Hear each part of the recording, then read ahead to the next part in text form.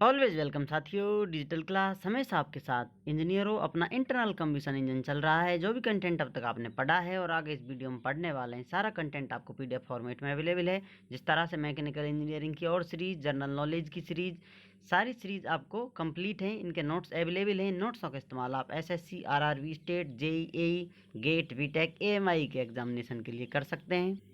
चलिए साथियों, शुरुआत करते हैं वीडियो की। Air standard cycles, air standard cycles हम पढ़ेंगे साथियों। उससे पहले हम कुछ असम्पशंस मान लेते हैं, कुछ अवधारणाएं, कुछ मानकर चलते हैं कि ऐसा हो रहा है। कुछ कंडीशंस लगाकर स्टडी करते हैं। तो उनमें से मुख्य हैं, air is considered to be perfect gas. Air को यहाँ पर परफेक्ट गैस लेकर चला जा रहा है।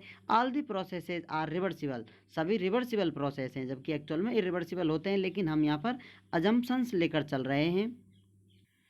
तो चलिए शुरुआत करते हैं। कांस्टेंट वॉल्यूम साइकिल या ऑटो साइकिल के नाम से ये प्रोसेस जाना जाता है। ऑटो साइकिल क्या होता है, किस प्रकार से होता है साथियों, ये देख लेते हैं किस प्रकार से चलता है।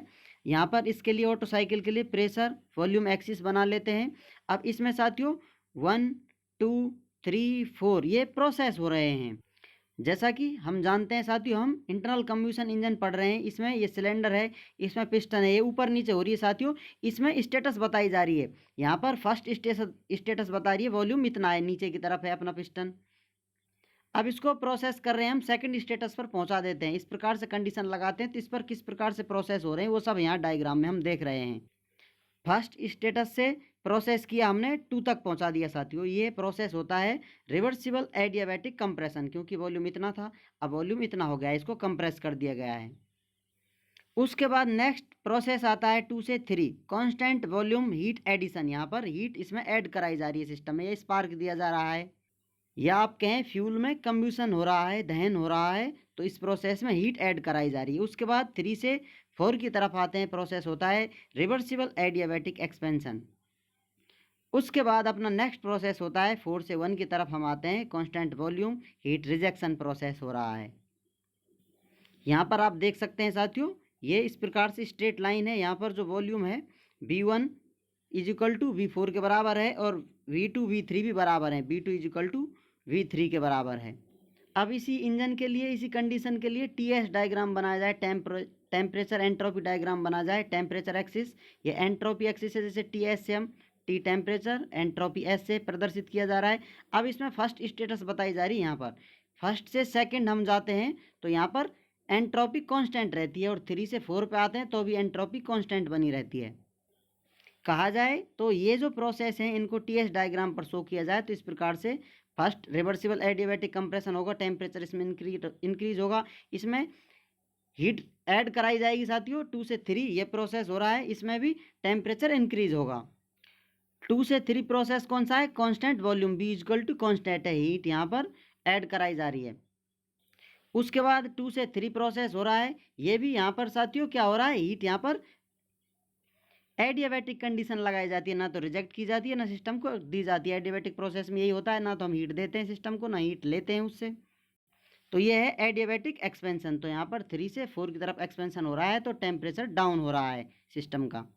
उसके बाद 4 से 1 की तरफ आते हैं, कांस्टेंट वॉल्यूम प्रोसेस होता है, हीट यहाँ पर रिजेक्ट करा दी जाती है। तो इस प्रकार से TS डायग्राम बनता है। अब जैसा हम जानते हैं साथियों, हीट इनपुट किस प्रकार से हम लिख सकते हैं, Q इन, हीट ट्रांसफर किसके बराबर होगा, यदि इसको टेम्परेचर फॉर्मेट में लिखा जाए, ये स्पेसिफिक हीट होती है कांस्टेंट वॉल्यूम पर CV। अब टेम्परेचर T3 माइनस T2 कर दिया जाए तो कितनी हीट इनपुट कराई गई वो वैल्यू आ जाती है। हम थर्मोडाइनमिक्स में डिटेल में पढ़ चुके हैं। हीट आउटपुट के लिए किस प्रकार हम लिख सकते हैं, Q out is equal to, ये भी कांस्टेंट वॉल्यूम है साथियों, CV is equal to T4 minus T1।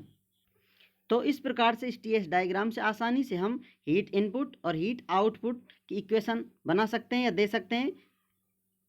तो इस प्रकार से प्रोसेस कंप्लीट हो जाता है। तो ये प्रोसेस इस प्रकार से घूमता रहता है, अपना ऑटो साइकिल चलता रहता है। अब ये प्रोसेस आपने डिटेल में देख लिए, इनका नामकरण क्या, प्रोसेस को किस नाम से जाना जाता है, वो सब आपको यहाँ पर लिखा हुआ मिलेगा। इसमें 1 से 2 रिवर्सिबल एडियाबैटिक कंप्रेशन है, प्रोसेस जो फर्स्ट था अपना reversible adiabatic compression. Second process है कांस्टेंट वॉल्यूम हीट एडिशन, और थर्ड प्रोसेस है जो 3 से 4 की तरफ जा रहा है, रिवर्सिबल एडियाबैटिक एक्सपेंशन।